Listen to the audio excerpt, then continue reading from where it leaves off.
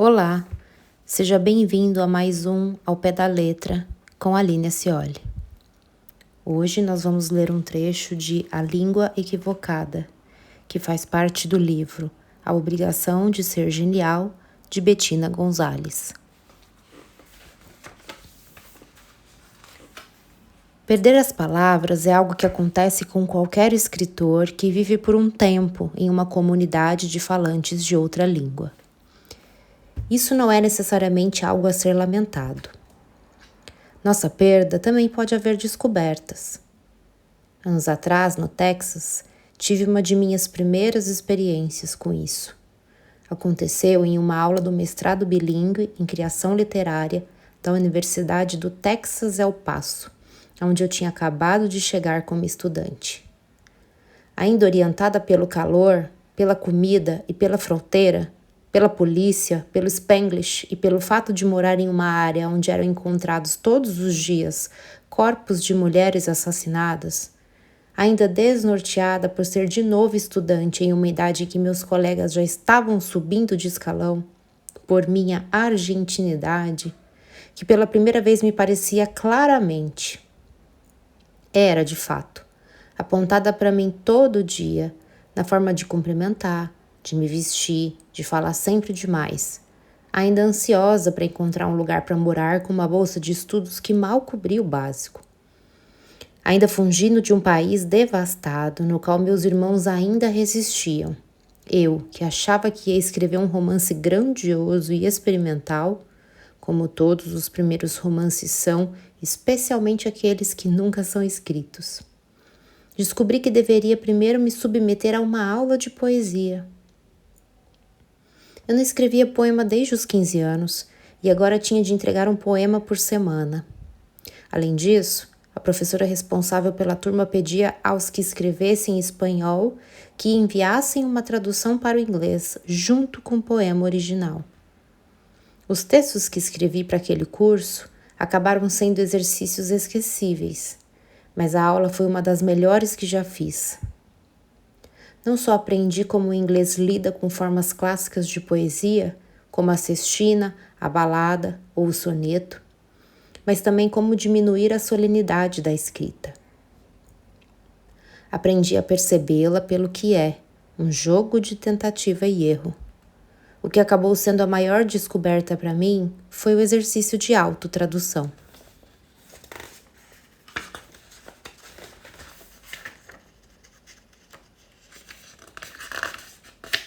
Não é sempre que os escritores realizam esse trabalho, mesmo aqueles que são fluentes em um segundo idioma, porque traduzir, voltar ao próprio texto dessa maneira pode ser tedioso, até mesmo desanimador. Inevitavelmente, como em qualquer tradução, leva a um processo de criação de um novo texto, não apenas traduzindo o pré-existente. Mas há outra coisa. Você não quer voltar a dizer, voltar a escrever, voltar a pensar o mesmo texto, nem mesmo em outro idioma. Como dizia Borges, o escritor não quer voltar a transitar pelos territórios que sua imaginação já conquistou. O caso da autotradução também tem a particularidade de que a autora não apenas produz um novo texto em outro idioma, mas, nesse processo, não pode deixar de voltar ao original e modificá-lo. Em vez de uma perda ou frustração por não encontrar palavras em inglês para o que eu havia escrito em espanhol, traduzir meus próprios textos me permitiu entender melhor a minha maneira de escrever em minha língua nativa. Em vez de ser tedioso, esse exercício mostrou os lugares comuns, lugares de conforto sonoro ou de significação, mas também lugares estacionários do sentido, aos quais minha escrita tendia naturalmente. Com esse advérbio, quero dizer que são lugares que não são percebidos como tais no momento automático da escrita, apenas quando se trata de traduzi-los para outra língua.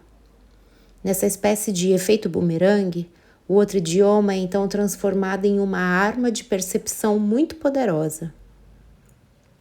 Falar outra língua é sempre uma lição de realidade.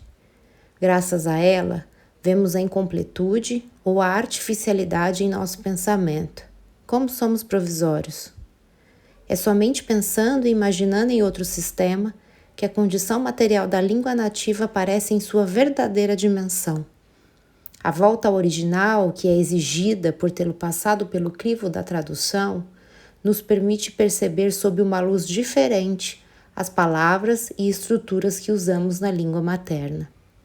Nesse retorno, o original não é apenas depurado, mas também surgem palavras novas ou variantes expressivas que não havíamos pensado antes. Embora, ao traduzir, a primeira coisa que vejamos seja aquilo que está sobrando no original, também se revelam aqueles lugares onde a escrita descansou falsamente e que dificultam o acontecimento do poema. Ezra Pound comentava algo a esse respeito, ao pensar nas dificuldades de traduzir os sonetos de Guido Cavalcanti para o inglês. O que me ofuscava não era o italiano, mas a crosta do inglês morto, aquele sedimento presente no meu próprio vocabulário. Você não pode ignorar algo assim. Um escritor leva 6 ou 8 anos para se educar em sua própria arte e mais 10 anos para se livrar dessa educação. Esse ensaio conta com seu trabalho de tradução de Cavalcanti. Esse ensaio conta como seu trabalho de tradução de Cavalcanti estava entorpecido pelo automatismo de seu inglês e por sua leitura da tradição literária inglesa. Pound se refere ao erro de partir da tradução anterior de Dante Gabriel Rossetti dos sonetos do autor italiano, mas também ao seu conceito prévio de que a forma de soneto em inglês é equivalente à forma de soneto italiano. Livrar-se desses conceitos liberou sua tarefa de tradução e sua própria escrita, a ponto de o parágrafo citado ser seguido por essa afirmação: ninguém pode aprender inglês. Sempre se aprende apenas uma série de ingleses. Falar uma segunda língua é contar com uma arma secreta, uma forma de percepção e de vigilância da própria linguagem. E estilo, esses 2 horizontes naturais, um social, outro individual, contra os quais qualquer escritora luta na aventura de produzir uma escrita viva. Sobre isso, Barthes escreveu: a língua está além da literatura. O estilo, quase além.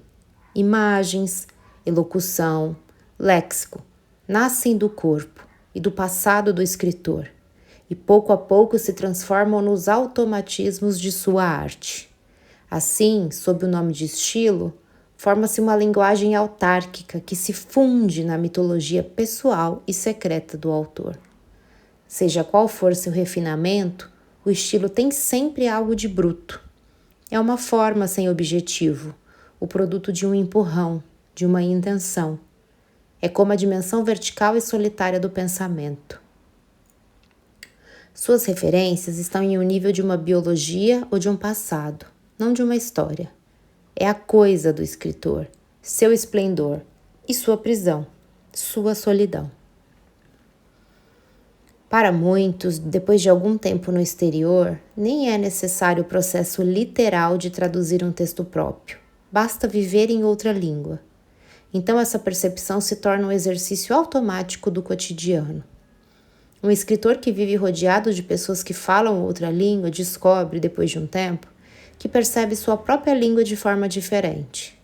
Consegue ver novos aspectos e tonalidades, porque agora se destacam no contexto da língua falada no novo lugar. Escreveu Milós, exilado primeiro na França e depois nos Estados Unidos. Com o inglês como arma secreta e uma percepção menos solene da escrita, terminei meu primeiro ano de mestrado, o último em que escrevi poesia em espanhol.